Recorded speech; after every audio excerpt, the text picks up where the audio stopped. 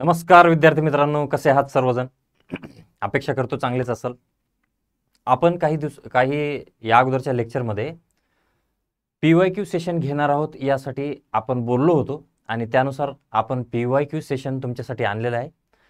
मराठी या विषयाचे आतापर्यंत काही जे एक्झाम्स झालेले आहेत त्या एक्झाम्समध्ये कुठल्या पद्धतीचे आपण जो अभ्यासक्रम डिकोड केलेला आहे, काही व्हिडिओजमध्ये आपण आतापर्यंत ज्या जाहिराती आलेल्या आहेत किंवा ज्या जाहिराती येणार आहेत त्या जाहिरातीमध्ये दिलेला जो काही सिलेबस आहे तो सिलेबस डिकोड करत होतो आणि त्या डिकोड केलेल्या सिलेबसनुसार आत्तापर्यंत मराठी व्याकरणाचे जे प्रश्न पडलेले आहेत त्या प्रत्येक चॅप्टरनुसार आपण तो प्रश्न आणलेला आहे आणि त्याचं योग्य स्पष्टीकरण, चारही ऑप्शनचं स्पष्टीकरण आपण योग्यरित्या पाहणार आहोत.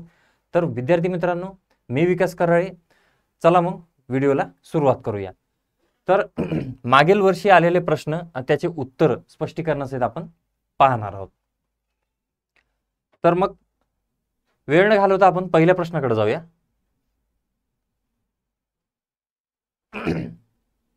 पहा विद्यार्थी मित्रांनो, काय प्रश्न? भीमाने मुष्टियुद्धात बकासुराला ठार मारून टाकले. आता या वाक्यातला आपल्याला काय ओळखायला सांगितलं मित्रांनो? तर या वाक्यातला आपल्याला कर्ता ओळखायला सांगितलंय. कर्ता ओळखणं खूप काही अवघड नाहीये, पण काही विद्यार्थ्यांना कर्ता ओळखायला थोडा कठीण जातो. तर कर्ता ओळखायचा कसा असतो थोड्याशा छोट्याने सांगून देतो तुम्हाला मी की कर्ता कसा ओळखायचा सोपं. तर ज्यावेळेस आपण क्रियापदाकडे पाहतो, टाकले, जिथं करण्याची क्रिया आहे, ठीक आहे, करण्याची क्रिया आहे, टाकले. आता काय टाकले? मारून टाकले. तुम्ही जर प्रश्न वाचला तर या प्रश्नामध्ये तुम्हाला मारून टाकले असं दिसत आहे. क्रियापदामध्ये मारून टाकण्याची क्रिया आहे. मग मारून टाकणारा कोण आहे? मारून टाकणारा कोण आहे? मग ज्यावेळेस तुम्ही क्रियापदाला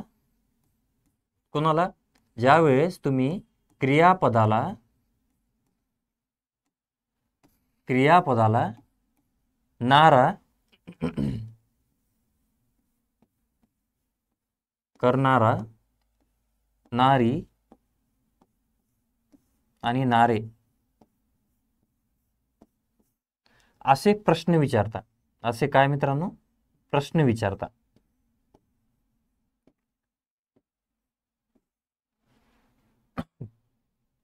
ज्यावेळेस तुम्ही वाक्यामध्ये दिलेल्या क्रियापदाला नारा, नारी, नारे असं प्रश्न विचारता. फॉर एक्झाम्पल, मारून टाकणारा कोण? मारून टाकणारा कोण? तर तुम्हाला प्रश्नामध्ये त्याचं उत्तर मिळतं भीम. काय मिळतं मित्रांनो? भीम हे त्याचं प्रश्न उत्तर मिळतं. मग ज्यावेळेस नारा, नारी, नारे याचं उत्तर तुम्हाला कर्ता म्हणून मिळतं. काय मिळतं मित्रांनो? कर्ता. मग डोळे झाकून तुम्ही त्याला कर्ता म्हणून पाहू शकता. भीमाने मुष्टियुद्धात बकासुराला ठार मारून टाकले. ठार मारून टाकणारा कोण? उत्तर येतं भीम. मग आपला वाक्यातला कर्ता कोण आहे मित्रांनो? तर भीम आहे. भीम वाक्यातला कर्ता कोण आहे? भीम. आता ठार मारून टाकणारा भीम आणि ठार मारण्याची क्रिया कोणावर झाली मित्रांनो? ठार मारण्याची क्रिया कोणावर झाली? तर ठार मारण्याची क्रिया ही बकासुरावर झाली का? बरोबर ना मित्रांनो? ठार मारून टाकणारा भीम, मारून टाकणारा नारा, नारी, नारे च उत्तर काय येतं? कर्ता. आणि मारून टाकण्याची क्रिया ज्या याच्यावर घडली, ज्या गोष्टीवर घडलेली आहे, जे काही दिसत आहे तुम्हाला प्रश्नामध्ये, मारून टाकण्याची क्रिया कोणावर घडलेली आहे? तर मारून टाकण्याची क्रिया ही बकासुरावर घडलेली आहे. त्यामुळं तुम्ही ज्यावेळेस क्रियापदाला, कोणाला, तुम्ही ज्यावेळेस क्रियापदाला विचारता की जी क्रिया घडलेली आहे, जी क्रिया घडलेली आहे,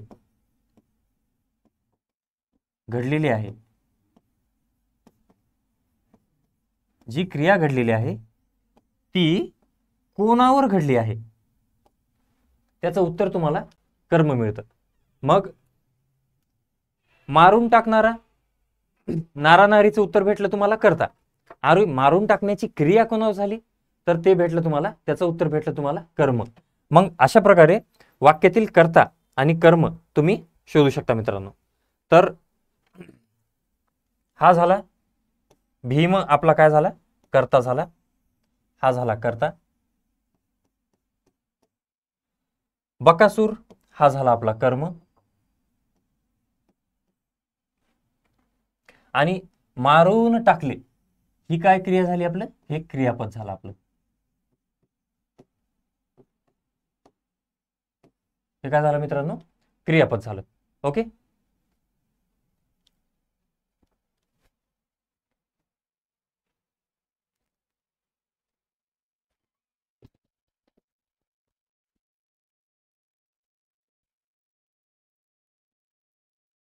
एक मिनिट हा मित्रांनो.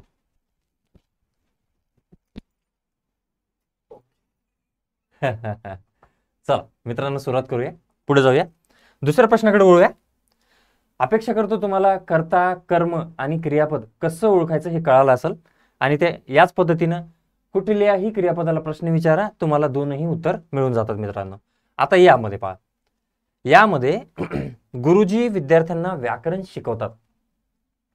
आता क्रियापद जे आहे यामध्ये काय, कुठलं क्रियापद आहे, शिकवतात. इथं काय विचारलं आपल्याला, क्रियापदाचा प्रकार. आता इथं क्रिया कुठली आहे तर ती आहे शिकवण्याची.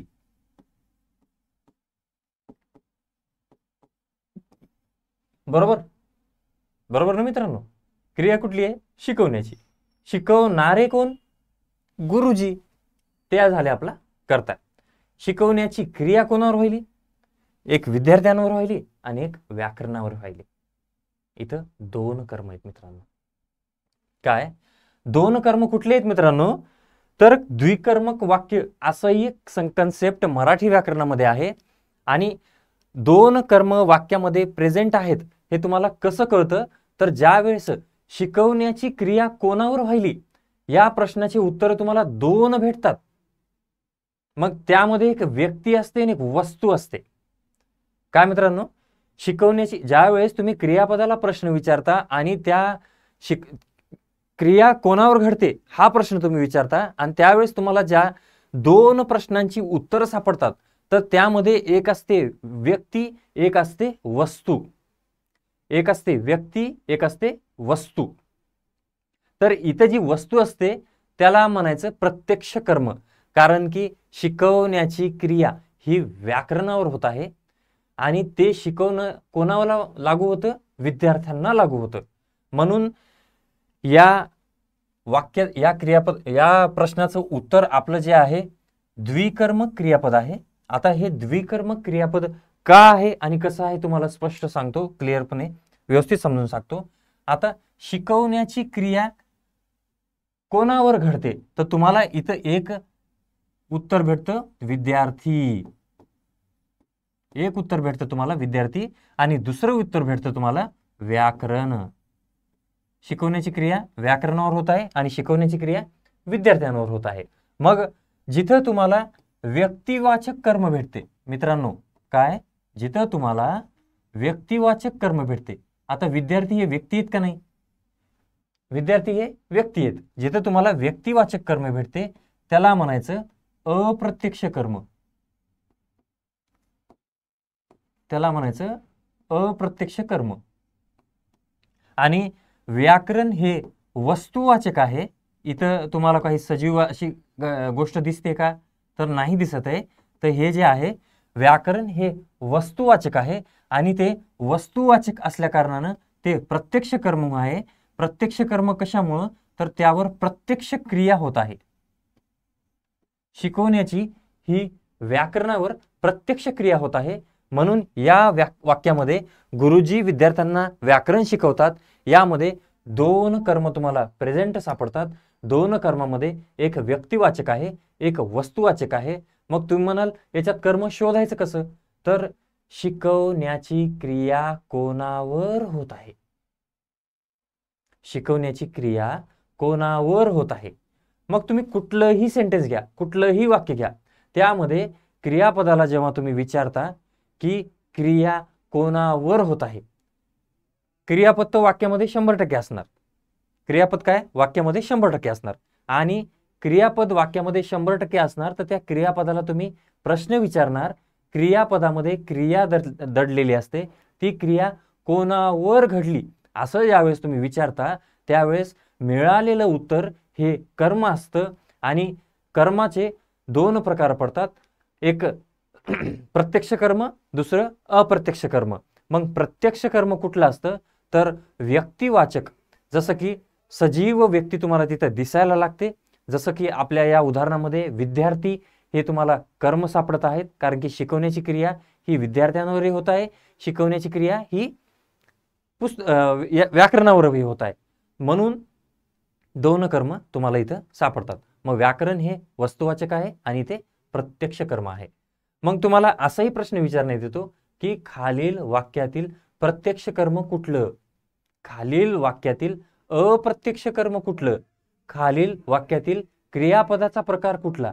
मग क्रियापदाचा प्रकार द्विकर्मक क्रियापद. खालील वाक्यातील प्रत्यक्ष कर्म कुठलं? जी क्रियापदाला प्रश्न विचारल्याबरोबर क्रिया कोणावर झाली याचं उत्तर तुम्हाला व्यक्तिवाचक सापडलं. तिथं व्यक्ती दिसली तुम्हाला, त्याला तुम्ही म्हणले हे प्रत्यक्ष कर्म आहे. ज्यावेळेस तुम्हाला क्रियापदाला प्रश्न विचारता वाक्य तुम्हाला कर्म सापडतं, ते व्यक्तिवाचक असतं, वस्तुवाचक असतं. आणि त्या वस्तुवाचक क्रियापदालाच व्याकरणिक भाषेमध्ये अप्रत्यक्ष कर्म असं, प्रत्यक्ष कर्म असं म्हणतात. आणि प्रत्यक्ष कर्मानुसार क्रियापद बदलत असतं. तर चला मग मित्रांनो दुसऱ्या पुढील प्रश्नाकडे जाऊया आपण. आता तेच प्रश्न आला, चला पुढे. काय मित्रांनो प्रश्न? पुढील वाक्यातील कंसात दिलेल्या शब्दाचा योग्य पर्याय शोधा. सर्वांसाठी जेवणाची मोठ्या मांडवात करणे आलेली आहे. आता तुम्ही जसं मी तुम्हाला या अगोदरच्या व्हिडिओमध्ये बोललेलो आहे की TCS IBPS जो आहे त्या प्रश्नांमध्ये तुम्हाला वाक्याची रचना बरोबर करा असेही प्रश्न विचारतं. मग तुम्हाला जो क्रियापद आहे त्या क्रियापदाला आलटून पालटून तुम्हाला दिलेलं असतं. क्रियापदाला काय आलटून पालटून तुम्हाला दिलेलं असतं. प्रश्नाचं स्वरूप अत्यंत सोपं आहे. आपण बोली भाषेमध्ये जे काही बोलत असतो, क्रियापदाची रचना करत असतो आपण बोली भाषेमध्ये, ती नॉर्मल असते. आपण कसं जरी बोललं तरी बोली भाषेत चालते. पण व्याकरणामध्ये ते चालत नसतं. आणि इथंच आपल्याला मिस्टेक न करता एकदम ॲक्युरेट अशा उत्तरावर जायचे. त्यामुळं आपण प्रश्न एकदा वाचू. सर्वांसाठी जेवणाची व्यवस्था मोठ्या मांडवात करून आलेली आहे का मित्रांनो? नाही. असं होतं का? सर्वांसाठी जेवणाची व्यवस्था मोठ्या मांडवात करून आलेली आहे? नाही, असं बोलत नाही आपण. करणारे आलेले आहे. करणारे हे तर नाहीच नाही. सर्वांसाठी जेवणाची व्यवस्था मोठ्या मांडवात करण्यासाठी आलेली आहे? नाही, इथं पण काही लॉजिक लागत नाही. सर्वांसाठी जेवणाची व्यवस्था मोठ्या मांडवात करण्यात आलेली आहे. हे आहे त्याचं योग्य उत्तर मित्रांनो. करण्यात आलेली आहे. क्रियापदाचा प्रकार आहे हा.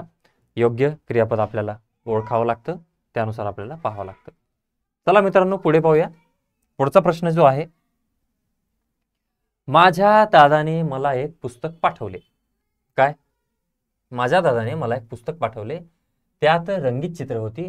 प्रश्न आहे जी दोन वाक्य तुम्हाला दिलेली आहेत त्याचं तुम्हाला केवल वाक्य करायचे. केवल वाक्य करायचे. आता ज्यावेळेस तुम्ही वाक्याचे प्रकार पाहता त्यावेळेस तुम्हाला केवल वाक्य, संयुक्त वाक्य आणि मिश्र वाक्य अशी 3 वाक्य दिसतात. आणि ही तीनही जी वाक्य आहेत ती तीनही वाक्य कशावर फिरतात, तर वाक्यात असलेल्या उभयनामी अव्ययानुसार ती फिरतात. मग उभयान्वयी अव्ययाचा जो प्रकार आहे तो प्रकार कुठला आहे, उभयान्वयी अव्यय त्यामध्ये कुठलं वापरलेलं आहे, त्यानुसार ते मिश्र वाक्य आहे.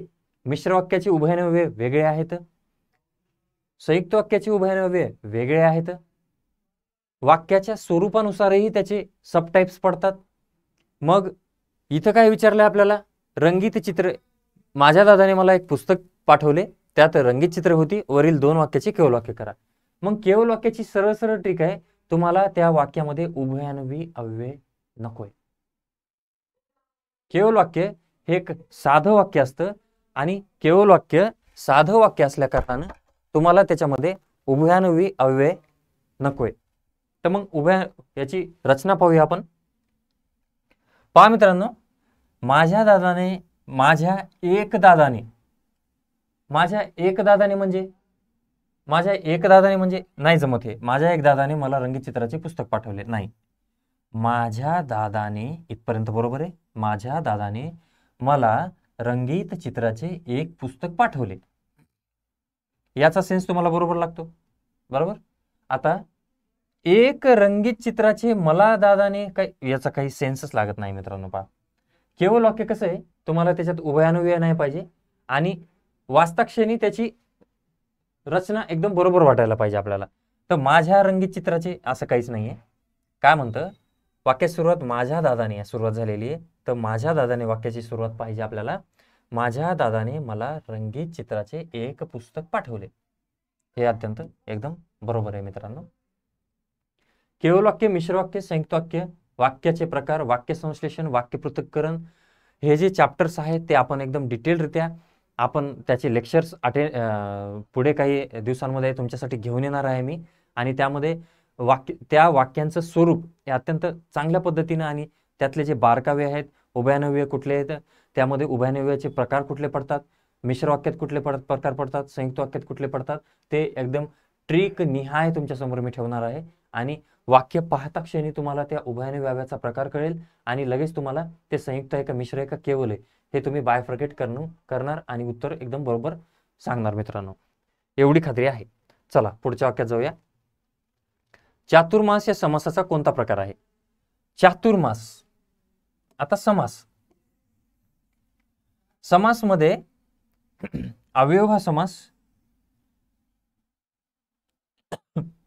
समास, तत्पुरुष समास, द्वंद्व समास, द्विगु समास आणि बहुव्रीही समास.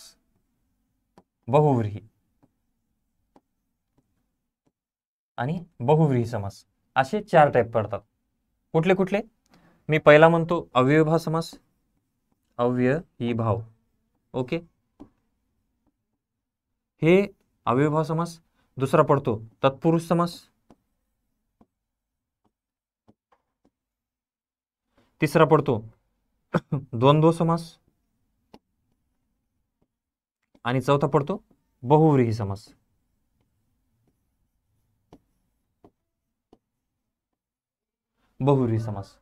तर मग अव्ययभाव समासामध्ये काय आहे, तर आ, यथा, प्रति, बेदर, बेला, गैर, बिन, हरभर असे काही उपसर्ग लागतात आणि या उपसर्गावरून आपल्याला अव्ययभाव समास असल्याचं समजण्यात येतं. समजतं ते लगेच बाजूला काढता येतं आपल्याला. तत्पुरुष समासामध्ये तत्पुरुष समासाचे विभक्ती तत्पुरुष असे खूप सारे प्रकार पडतात. विभक्ती तत्पुरुष असेल किंवा कर्मधारय समास असेल, तोही तत्पुरुष समासाचाच प्रकार आहे. तर ते तत्पुरुष समासामध्ये आपण पाहणार आहोत पूर्ण. द्वंद्व समासामध्ये तुम्हाला इतरेतर द्वंद्व, असं इतरेतर द्वंद्व आणि त्याचे 3 सबटाईप पडतात. ते सबटाईप तुम्हाला एकदम डिटेलरित्या आपण पाहणार आहोत. तर सध्या जो प्रश्नामध्ये विचारला आणि बहुव्रीही समास जो आहे, बहुव्रीही समासाचा जो विषय आहे, त्यामध्ये तुम्हाला समोर जे उदाहरण दिलेलं असतं, तुमच्या डोळ्यासमोर एक चित्र निर्माण होतं, पण त्याच्या मागं दुसरीच एक प्रतिक्रिया, एक प्रतिमा तुमच्या बॅक ऑफ द माइंड निर्माण होते. डोळ्यासमोर चित्र दिसतं एक आणि बॅक ऑफ द माइंड दुसरंच काहीतरी चालत असतं. अशी एक संकल्पना बहुव्रीही समासामध्ये तुम्हाला सांगितलेली आहे मित्रांनो. सो या चातुर्मास, आता चातुर्मास याच्यामध्ये संख्या विशेषण आहे. पहा, संख्या. काय मित्रांनो? संख्या विशेषण आहे. संख्या याच्यामध्ये तुम्हाला चातुर म्हणजे 4 अशी संख्या दिसत आहे मित्रांनो, 4. मग संख्या विशेषण येणारा जो समास आहे तो आहे द्विगु समास. संख्या विशेषण येणारा जो समास आहे तो आहे द्विगु समास. मग द्वंद्व समास जे आहे, द्वंद्व समासाचे इतरेतर द्वंद्व, इतरेतर द्वंद्व, वैकल्पिक द्वंद्व, वैकल्पिक आणि समाहार असे प्रकार पडलेले तुम्हाला पाहायला मिळतात. इतरेतर द्वंद्व, वैकल्पिक द्वंद्व, समाहार द्वंद्व. इतरेतर मध्ये जसं आई आणि वडील, भाऊ आणि बहीण हे दोनही पद जसे महत्वाचे असतात तसे तुम्हाला इतरेतर द्वंद्वामध्ये सांगितलेले असतात. वैकल्पिक द्वंद्वामध्ये किंवा, परंतु असे काही कीवर्ड तुम्हाला त्यामध्ये पाहायला मिळतात आणि त्यानुसार विकल्प तुमच्या समोर ठेवलेला दिसतो तुम्हाला, त्यामुळे त्याला वैकल्पिक द्वंद्व म्हणतात.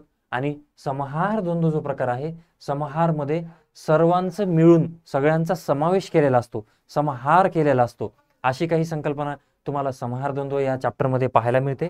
मग इतरेतर, वैकल्पिक, समाहार हे आपण पाहिलेले.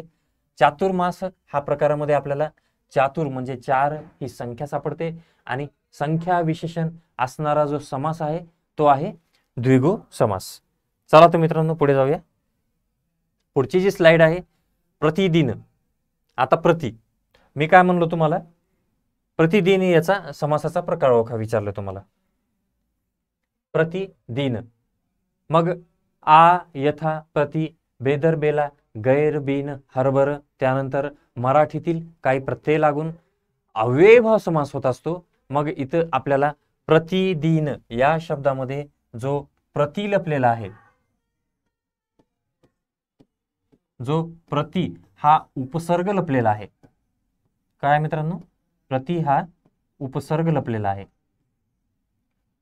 या उपसर्गावरनं तुम्हाला पाहता क्षणी इथं तुम्हाला प्रति दिसला म्हणून तुम्ही याला अव्ययभाव समास म्हणणार आहेत. आ, यथा, प्रति, बेदर, बेला, गैर, बिन, हरभर, त्यासोबत मराठीतील द्विरुक्त शब्द येत असतात. घरोघर, दारोदार, गल्लोगल्ली, पानोपानी असे काही शब्द तुम्हाला पाहायला भेटतात आणि त्याचा प्रकार जो आहे तो अव्ययभाव समासाचा येतो. बाकी तत्पुरुष समासामध्ये त्याचे खूप सारे सबटाईप आहेत. तत्पुरुष समास ओळखण्यासाठी अत्यंत छोटी अशा काही त्याच्या संकल्पना आहेत, त्या संकल्पना आपण पाहणार आहोत. द्वंद्व समासामध्ये आपण आताच त्याचे मागच्या स्लाइडला हे पाहितलेलं आहे द्वंद्व समासामध्ये. आणि बहुव्रीही समास जो आहे, बहुव्रीही समासामध्ये तुमच्या डोळ्यासमोर एक चित्र असतं आणि बॅक ऑफ द माइंड दुसरंच काहीतरी तुमच्या डोळ्यासमोर, तुमच्या बॅक ऑफ द माइंड चालत असतं. ते चित्र तुमच्या डोळ्यासमोर न येता दुसरीच प्रतिक्रिया तुमच्या समोर येते, त्याला म्हणायचं बहुव्रीही समास. चला मित्रांनो पुढे जाऊया. आता मीनाने खाऊ खाल्ला असेल वाक्यातील काळ ओळखा. मीनाने काय? मीनाने खाऊ खाल्ला असेल वाक्यातील काळ ओळखा. तर काळ हा चॅप्टर जो आहे, काळावर TCS IBPS चा जोर जास्त आहे. काळ हा चॅप्टर अत्यंत महत्वाचा आहे आपल्यासाठी. आणि मीनाने खाऊ खाल्ला असेल, काळ हा चॅप्टर टोटल हा क्रियापदावर फिरत असतो मित्रांनो. असेल, मी करत आहे, मी करत असेल, मी केले होते. मग काळ या चॅप्टरमध्ये भूतकाळ, वर्तमान काळ आणि भविष्यकाळ, जसे आपण दैनंदिन जीवनामध्ये असे काही वाक्य बोलतो जे काळामध्ये मोडतात. भूतकाळ, भविष्यकाळ, भूतकाळ, वर्तमान काळ, भविष्यकाळ असे काही वाक्य आपल्याला पाहायला मिळतात. बोलीभाषेमध्ये आपण बोलतो त्याला. काळ हे आपण काळामध्येच जगत असतो. सो काळ हा चॅप्टर करणं अत्यंत महत्वाचं आहे. मीनाने खाऊ खाल्ला असेल. आता असेल ती भविष्यातील क्रिया आहे आणि खाऊन पूर्ण केला का असं काही दिसतं का तुम्हाला? नाही. मग भविष्य काळामध्ये क्रिया ही पूर्ण झालेली नाही, त्यामुळं आपण त्या वाक्याला काय म्हणतो, आपण तशा क्रियेला काय म्हणतो की अपूर्ण भविष्यकाळ. आणि जी क्रिया अशी जर असली असती, मी काल या वेळेला पोचलो, मी काल या वेळेला गेलेलो असेल, मी काल या वेळेला पोचलेलो असेल, तर ती क्रिया पूर्ण झालेली असेल, म्हणून तो पूर्ण भविष्यकाळ होतो. मग इथं खाल्ला असेल म्हणतं, ते पूर्ण झालंय का? नाही झालाय, म्हणून हा काय झाला?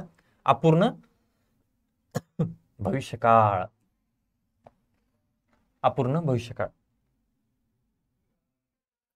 आता अपूर्ण वर्तमान काळाचं उदाहरण जर पाहायचं म्हणलं तर मीना खाऊ खात आहे, हे झालं अपूर्ण वर्तमान काळ. चला पुढे जाऊया आपण. ययाती. आता याच्यावर प्रश्न आलेले तुम्हाला की कुठल्या लेखकानं कुठले पुस्तक लिहिलेले आहेत, त्या पुस्तक असे त्यांचे ग्रंथ पुस्तकं तुम्हाला विचारलेले आहेत, आणि ते पुस्तकं पाठ करणं अत्यंत गरजेचं आहे, कारण की TCS IBPS वारंवार त्यावर प्रश्न विचारण्यात आलेले आहे. तर ययाती या कादंबरीचे लेखक कोण आहेत? तर ययाती आहे वि.स. खांडेकर यांची. ययाती कोणाची? वि.स. खांडेकर यांची.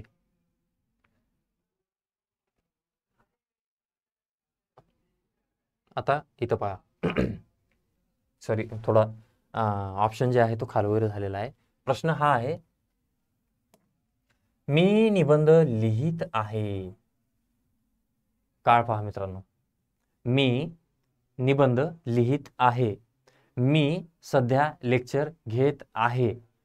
मी घेत आहे ना, ते पूर्ण झालं का? नाही झालं. ते लेक्चर पूर्ण संपलं का? नाही संपलं. तर मग मी जर निबंध लिहित आहे, सध्या मी त्याला लिहित आहे, तर ती क्रिया पूर्ण झालेली आहे का? आणि ती लिहित असल्या कारणानं मी प्रेझेंटमध्ये ती क्रिया पूर्ण न करता ती सध्या सुरू आहे माझ्याकडनं, त्यामुळं या क्रियेला अपूर्ण म्हणायचं. ती पूर्ण झालेली नाही आणि मी लिहित असल्या कारणानं आत्ता सध्या, त्यामुळं तिला म्हणायचं अपूर्ण वर्तमान काळ. अपूर्ण वर्तमान काळ. अपूर्ण वर्तमान काळ. आता रीती ही एक कन्सेप्ट आहे. कुठली मित्रांनो? रीती. रीती ही एक कन्सेप्ट आहे. रीती काय असते? जसं मी शाळेमध्ये असताना रोज पाठ्यपुस्तकाची वही लिहायचो. मी क्लासला रोज जायचो. मी मित्रांसोबत मूवी पाहायला जायचो. पास्टमध्ये, भूतकाळामध्ये, भविष्यामध्ये किंवा प्रेझेंटमध्ये जर मी एखादी क्रिया वारंवार करत असेल, कशी मित्रांनो? एखादी क्रिया पास्टमध्ये, प्रेझेंटमध्ये किंवा फ्युचरमध्ये जर मी एखादी क्रिया वारंवार करत असेल आणि अशा वारंवार करण्यात आलेल्या क्रियेला रीती वर्तमानकाळ, रीती भूतकाळ, रीती भविष्यकाळ असं म्हणतात. मग जी क्रिया तुम्ही वारंवार करता, जसं मी माझ्या मित्रांसोबत नेहमी पिक्चरला जायचो. मी माझ्या मित्रांसोबत नेहमी क्रिकेट खेळायला जायचो. नेहमी क्रिकेट खेळायला जायचो. मग नेहमी जायचं ना तू, वारंवार जायचं ना तू. मग असे शब्द जिथे दिसतात तुम्हाला, त्याला काय म्हणणार तुम्ही? रीती. मग क्रियापदानुसार तो काळ बदलतो. भूत असो, भविष्य असो किंवा वर्तमान असो. ओके, ठीक आहे मित्रांनो, चला पुढे जाऊया. आता मनीवर जो प्रश्न आहे, मनीवरचे प्रश्न पाहू. अंगात उत्सव संचारणे. वाक्प्रचाराचा अर्थ अंगात उत्सव संचारणे. आता उत्सव संचारला त्याच्या अंगामध्ये, एकदम मस्त असा जोशीला, लगे डान्स करायला तयार एकदम ते. मग अंगात उत्सव संचारला म्हणजे काय? अन्नत्याग केलं करते नी. अन्नत्याग केलं म्हणजे ते तर काय पार आडवा झाला असतं, ते अन्नत्याग केला असतं त्याने. उपकाराचे स्मरण करणं काय आहे का? अंगात उत्सव संचारण्याशी संबंधित उपकाराचे स्मरण करणे हे पण नाहीये. हा जो शब्द आहे ना, कृतज्ञ, हा जो आहे उपकाराची जाण ठेवणारा असतो, कृतज्ञ.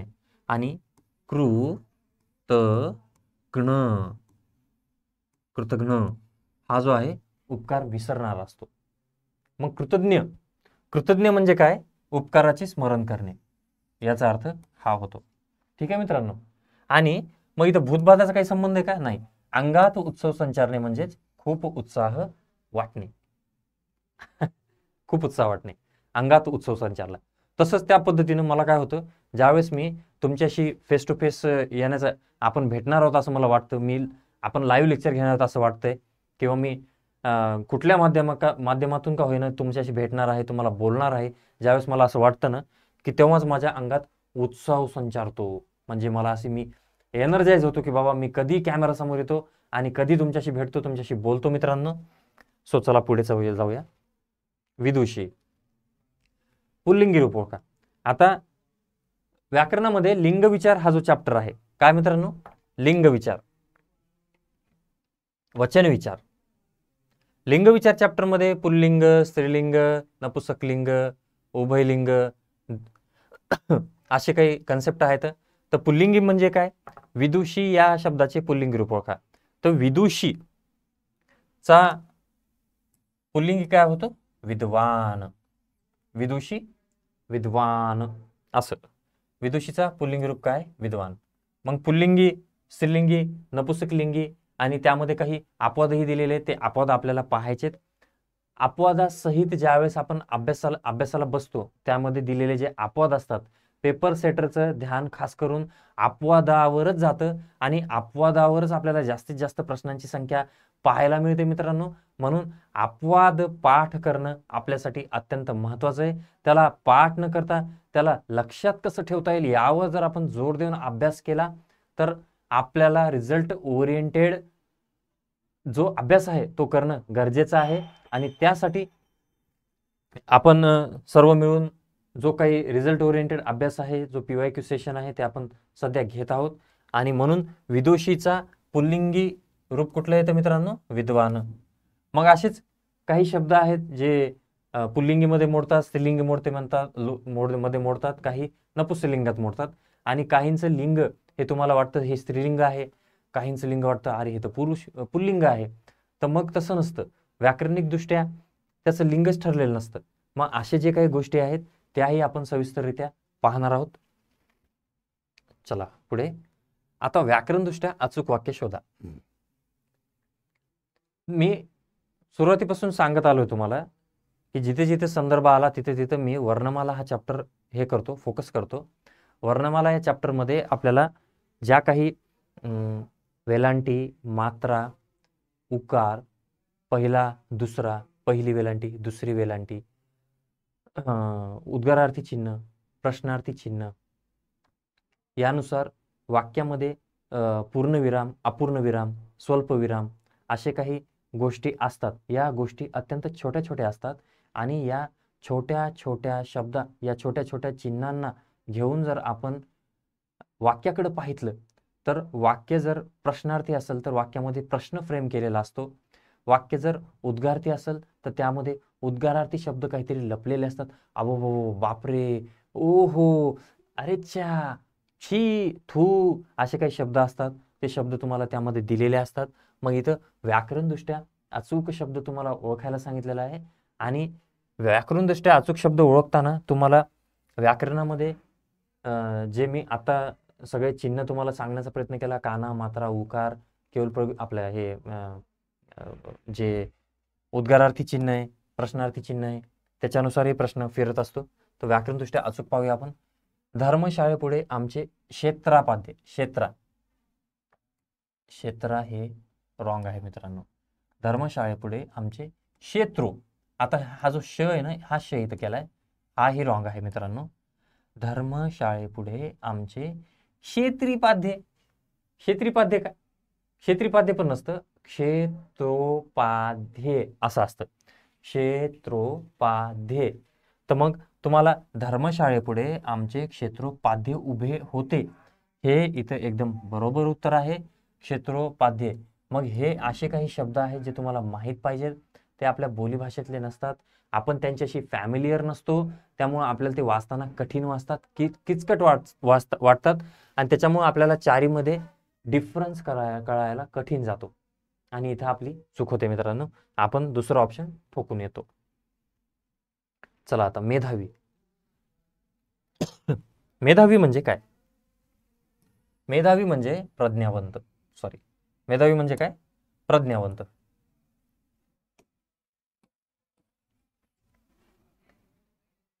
जो व्यक्ती एखाद्या गोष्टीमध्ये जो त्यांनी जे त्याचा अभ्यास केलेला असतो, त्याला त्या गोष्टीतले बारकावे माहीत असतात, तो त्यामधला प्रचंड विख्यात असा व्यक्ती असतो.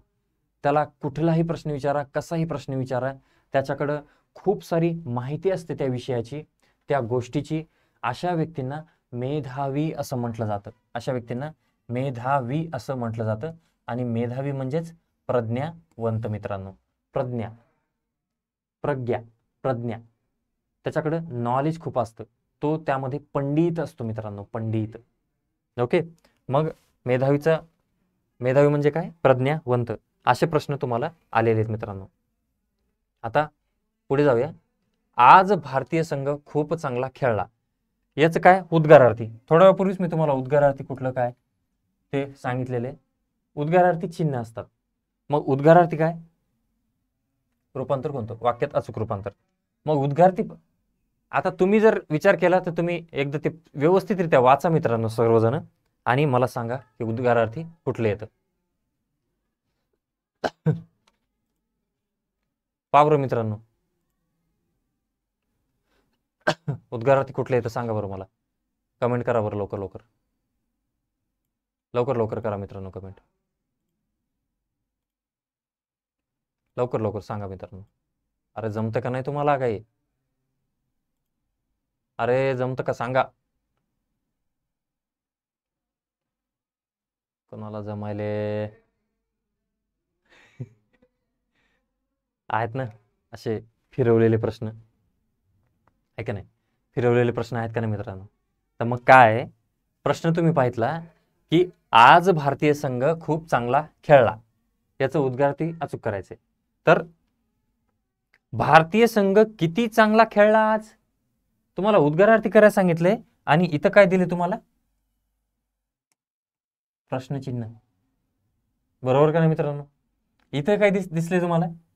प्रश्नचिन्ह. मी तुम्हाला मागच्या स्लाइडला सांगितलं की असे काही चिन्ह आहेत जे बायफर्गेट होतात, आणि ते त्या चिन्हावरूनच आपण ऑप्शन इलिमिनेट करू शकतो. ऑप्शन इलिमिनेट केला की उरलेलं जे असतं तेच उत्तर असतं. मग काय, भारतीय संघ खूपच चांगला खेळला आज. किती चांगला खेळला आज भारतीय संघ. आणि उद्गारार्थी विचारल्या कारणानं इथं हे तुम्हाला उद्गारार्थी चिन्ह दिसत आहे, आणि या उद्गारार्थी चिन्हानुसार हा आपलं हे खरं उत्तर आहे. आपलं इथं फुल स्टॉप आहे मित्रांनो. त्यामुळं हेही उत्तर होत नाही, हेही होत नाही, हे होत नाही. हे दोन तर काय होत नाहीत? इथं प्रश्नचिन्ह आहे. तुम्हाला जर प्रश्नार्थी विचारलं असतं तर या दोन्हीपैकी काहीतरी खालीवरी केलं असतं त्यांनी, आणि दोन प्रश्नार्थी चिन्ह आहेत म्हणून तुम्हाला वाचताना व्यवस्थितच वाचावं लागतं त्याला. ठीक आहे मित्रांनो. तर मग उद्गारार्थी चिन्ह कुठलं असतं, काय असतं ते तुम्ही पाहितलं. उद्गारार्थी वाक्य कशी फ्रेम केलेली असतात. उद्गारार्थी वाक्य तिथं फुल स्टॉप येतो का, प्रश्नचिन्ह येतं का? तर नाही येत. तिथं उद्गारार्थी चिन्ह येतात किंवा उद्गारार्थी असे काही शब्द येतात. ठीक आहे मित्रांनो. चला पुढच्या स्लाइडवर जाऊया आपण. आईने बाळाला निजवले.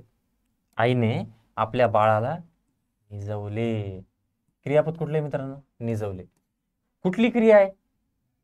वाक्यातलं क्रियापद कसं ओळखायचं? निजवण्याची क्रिया. झोपवले, झोपण्याची क्रिया आहे, निजण्याची क्रिया आहे, बरोबर. मग जी क्रिया असते, तुम्ही त्या निजवले या शब्दाला आपल्या बोलीभाषेत आणा, त्याला आपलंसं करा. कसं? निजवले, ते झोपवण्यात आले त्या बाळाला, झोपवले त्याला आईने, बरोबर. मग झोपण्याची क्रिया आहे ना, तर मग इथं काय म्हणणार तुम्ही? क्रिया कुठली आहे? झोपण्याची क्रिया आहे.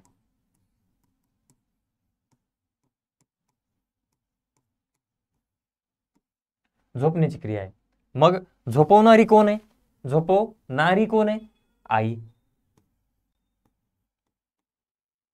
आई काय झाला आपला? कर्ता.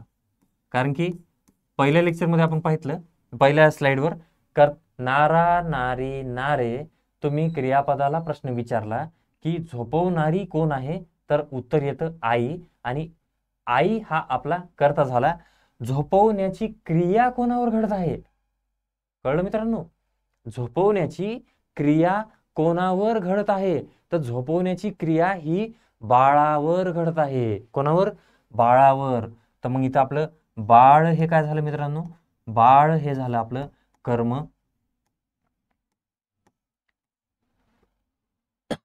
काय झालं मित्रांनो? बाळ हे आपलं कर्म झालं. आणि निजवले हे क्रियापद. क्रियापद दोन टाईपचे असतात, त्याचे प्रकार भरपूर सारे आहेत, पण एक असतं शक्य क्रियापद आणि एक असतं प्रयोजक क्रियापद. कसं? प्रयोजक. शक्य क्रियापद आणि प्रयोजक याच्यातला फरक सांगतो तुम्हाला. इथं संदर्भ आलेला आहे म्हणून तुम्हाला सांगतो. शक्य क्रियापद काय असतं? माझ्याच्याने आज चालवते, बाळाला आज हसवते, बाळाला आज खेळवते, मला आज लिहवते. म्हणजे मला आज खूप खेळू वाटते, खेळू वाटतेला खेळवते असं करण्यात येतं. तर मग मला स्वतः ती क्रिया करता येते ना मित्रांनो. मी स्वतः ती क्रिया करतोय ना. माझ्यामध्ये ते बळ आहे ना की मी ती क्रिया करण्याची मी ती ताकद ठेवतो, मी ती शक्ती ठेवतो, मी स्वतः ती क्रिया करू शकतो. असा संदर्भ जिथे ज्या वाक्यामध्ये येतो की बाळाला आज खेळवते, मला डोंगर चढवतो, मला सायकल चालवते, मला सायकल चालवते, किंवा मला आज लिहवते, म्हणजे मला स्वतःला ती क्रिया करता येते. माझ्यात तितकं बळ आहे की मी स्वतः ती क्रिया करू शकतो. ती क्रिया मी स्वतः करतोय. त्यासाठी असे जे क्रियापद असतात ते शक्यार्थक असतात. काय असतात मित्रांनो? शक्यार्थक. शक्य असतं ते, शक्यार्थक असतात. आणि प्रयोजक काय असतं की क्रियेचं प्रयोजन हे दुसऱ्याकडून करण्यात आलेलं असतं. कसं मित्रांनो? क्रियेचं प्रयोजन हे दुसऱ्याकडून करण्यात आलं असतं. जसं की आईने आपल्या बाळाला निजवले.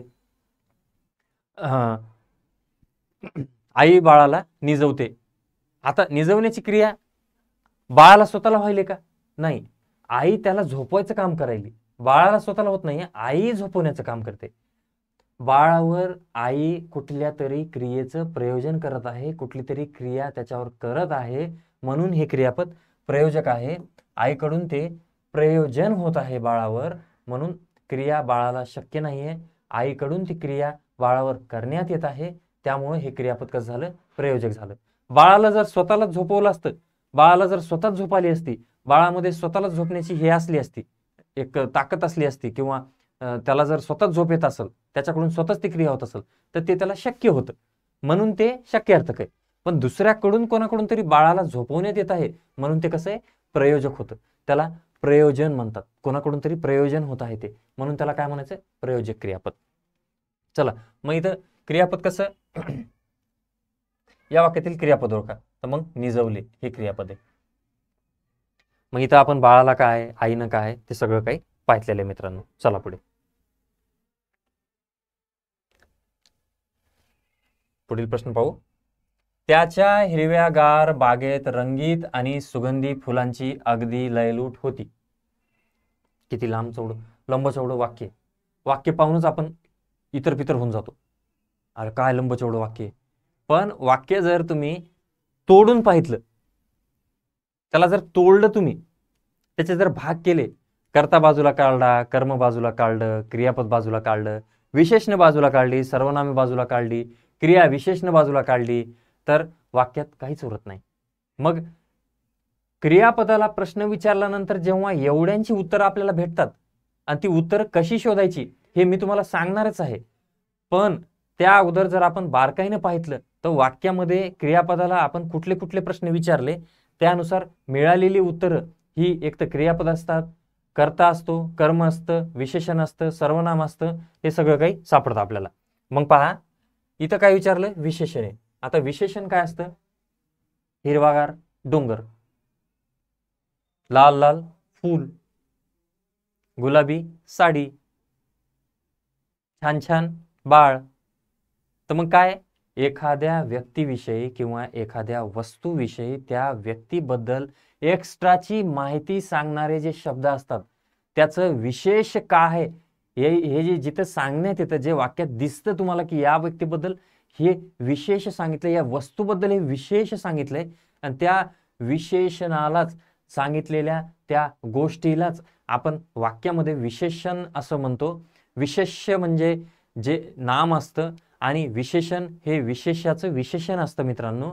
म्हणून विशेष्य म्हणजे नाम आणि त्याबद्दल सांगितलेली एक्स्ट्रा माहिती, त्याबद्दल सांगितलेलं जे एक्स्ट्रा शब्द आहेत त्याची माहिती उलगडून सांगणारे जे काही शब्द असतात, लाल लाल साडी, गुलाबी फूल, हिरवेगार डोंगर. मग डोंगर कसं आहे? हिरवेगार. साडी कशी आहे? लाल लाल. हे जे शब्द दिसतात तुम्हाला, शब्दाला त्या शब्दाविषयी अधिक माहिती डिकोड करण्याचे शब्द असतात, त्याला काय म्हणतात? तर विशेषण म्हणतात. मग इथं कुठली कुठली विशेषणं वापरलीत? हिरवा गार, रंगीत, सुगंधी. फुलं कशी आहेत मित्रांनो? फुलं ही कशी आहेत? फुलं आहेत हिरवीगार, फुलं आहेत रंगीत. त्यानंतर सुगंधी पण आहेत ती. मग फुलांविषयी अधिक माहिती सांगणारे कुठले शब्द सापडले तुम्हाला? हिरवीगार, रंगीत, सुगंधी. हे काय झाले? त्याची विशेषणं झाली मित्रांनो. ओके, अत्यंत सोपा आहे. विशेषण चॅप्टर हे आपण डिटेल पाहणार आहोत. आतापर्यंत TCSचे प्रश्नही पाहणार आहोत आपण त्यावर, जे जे विचारलेले आहेत. तर जे चकाकते ते सोने नसते. जे चकाकते ते सोने नसते. वाक्याचा प्रकार. मग वाक्याचा प्रकार पाहितला, केवळ वाक्य, मिश्र वाक्य, संयुक्त वाक्य, गौण वाक्य, मुख्य वाक्य, असे काही वाक्याचे प्रकार आहेत. उभयान्वयी अवयवावरून त्याचे प्रकार पडतात. केवळ वाक्य हे सरळ सरळ सेंटेन्स असतं, त्यामध्ये कुठलाही उभयान्वयी अवयव नसतं. संयुक्त वाक्य याचे 4 सबटाईप दिलेले आहेत. त्या सबटाईपनुसार प्रत्येक याचे उभयान्वयी दिलेले आहेत आणि त्या उभयान्वयी अवयवानुसार शब्दयोगी अवयव दिलेले आहेत. त्या शब्दयोगी अवयवानुसार तिथं आपल्याला पाहावं लागतं. उभयान्वयी अवयवानुसार त्याला आपल्याला पाहावं लागतं की याचा सबटाईप कुठला आहे आणि त्यानुसार त्या वाक्याचं बायफर्गेशन होत असतं मित्रांनो. सो वाक्याचा प्रकार जे चकाकते. आता इथं काय दिसतं तुम्हाला? जे आणि ते. जे आणि ते, हे किंवा ते. तर हे जे आणि ते वरनं दिसतं तुम्हाला, हे काय? मिश्र वाक्य मित्रांनो. हे काय? मिश्र वाक्य. समजतं मित्रांनो? याला काय म्हणायचं? मिश्र वाक्य. जे ते. जे आणि ते. चला पुढे जाऊया. खेडे या शब्दाचे सामान्य रूप कुठले? आता सामान्य रूप काय असतं? सामान्य रूप ही कन्सेप्ट आपण आतापर्यंत पाहितलेलीच नाहीये. सामान्य रूप करायला सामान्य रूप हा चॅप्टर जो आहे तो आतापर्यंत आपल्याला व्यवस्थितरित्या कळालेला नाहीये. सामान्य रूप या चॅप्टरला घेऊन जर विद्यार्थ्यांचे प्रश्न पाहितले तर त्यांना नेमकं कळतच नाही की त्याचं सामान्य रूप कसं काय करायचं राहतं. आता मी काय म्हणतो, मी हा एक प्रश्न इथं हे लिहितो, नाव लिहितो, विकास. किंवा दुसरं नाव लिहितो, जाऊ दे, मी दुसरं नाव लिहितो, खेडे. हेच घेऊ आपण. चला, खेडे. आता हे नुसतं नाव आहे, खेडे. या खेडे नावाला आता मी म्हणतो मी काल खेड्याला गेलो. मी असं म्हणतो का मी खेडेला गेलो? नाही, मी काल खेड्याला गेलो. मी खेड्यात आहे, तो त्या खेड्यातील आहे. काय? त्या खेडेला जशाच तसं वापरतो का मी वाक्यामध्ये? नाही. तर ज्या वेळेस या खेड्याला मी प्रत्यय लावतो, विभक्ती लावतो, विभक्ती प्रत्यय लावतो, त्या विभक्ती प्रत्यय जसं त्याला लागतं तसं त्याचं रूप बदलतं. तर खेड्याचं काय होतं? खेड्यात, खेड्याला, खेड्यात, खेड्याला, खेड्याचे, खेड्याचे माणसं. मग हे जे खेड्या होते ना, खेड्याचं काय होतंय? खेड्या, खेड्या, खेड्या. हे चे प्रत्यय, त प्रत्यय, ला प्रत्यय, याचं जर याला बाजूला काढलं तर खेड्या, खेड्या, खेड्या असं होतं ना. तर यालाच म्हणायचं सामान्य रूप. तर मग इथं खेडे जे आहे त्या खेड्याचं सामान्य रूप काय होईल? खेड्या. मग खेड्या त खेड्या ला खेड्या ने. ओके, असं आहे मित्रांनो. चला पुढे. समुद्र या शब्दाचा योग्य समानार्थी शब्द ओळखा. मग समुद्राचं काय, जलाशय आहे का? नाही मित्रांनो, जलाशय नाही. जलद आणि पयोद हे दोन काय आहेत, हे ढग आहेत, ढगाला म्हणतात. मेघ. ठीक आहे मित्रांनो. मग योग्य उत्तर जे आहे आपलं ते आहे अर्णव. अर्णव योग्य, अर्णव आहे, अर्णव. चला शेवटचा प्रश्न मित्रांनो. आमचे वडील परोपकारी आहेत या वाक्यातील विशेषण ओळखा. मग विशेषण जो या अगोदरचा जो प्रश्न पाहिला आपण, विशेषणावर वाक्यातील नामाबद्दल अधिक माहिती सांगणारे जे शब्द असतात त्याची जी माहिती उलगडून सांगण्याचा जे शब्द वाक्यामध्ये प्रयत्न करतात की माझ्याकडे पहा म्हणतात की मी त्याच्याबद्दल अधिक माहिती सांगतोय. जसं लाल साडी, हिरवा डोंगर. डोंगर कसा आहे, हिरवा. साडी कशी आहे, लाल. साडीबद्दल अधिक माहिती लाल आहे, डोंगराबद्दल अधिक माहिती हिरवा आहे. तसंच वडिलाबद्दल अधिक माहिती कोणता शब्द सांगतो, तर परोपकारी सांगतो. मग परोपकारी हे त्याचं काय झालं मित्रांनो, विशेषण झालं. परोपकारी हे त्याचं काय झालं, विशेषण झालं. चला मित्रांनो, अशाच प्रकारे आणखी काही पीवायक्यूचे सेशन आपण तुमच्यासाठी घेऊन येणार आहोत. आणि पीवायक्यू सेशनवरनं प्रश्नांचं स्वरूप, प्रश्नांची जी काठिण्य पातळी आहे ती आपल्या लक्षात येते. आणि हीच काठिण्य पातळी आपण क्रॅक करून येणाऱ्या काळामध्ये पोस्ट होल्डर असणार आहोत मित्रांनो. धन्यवाद मित्रांनो. राम राम.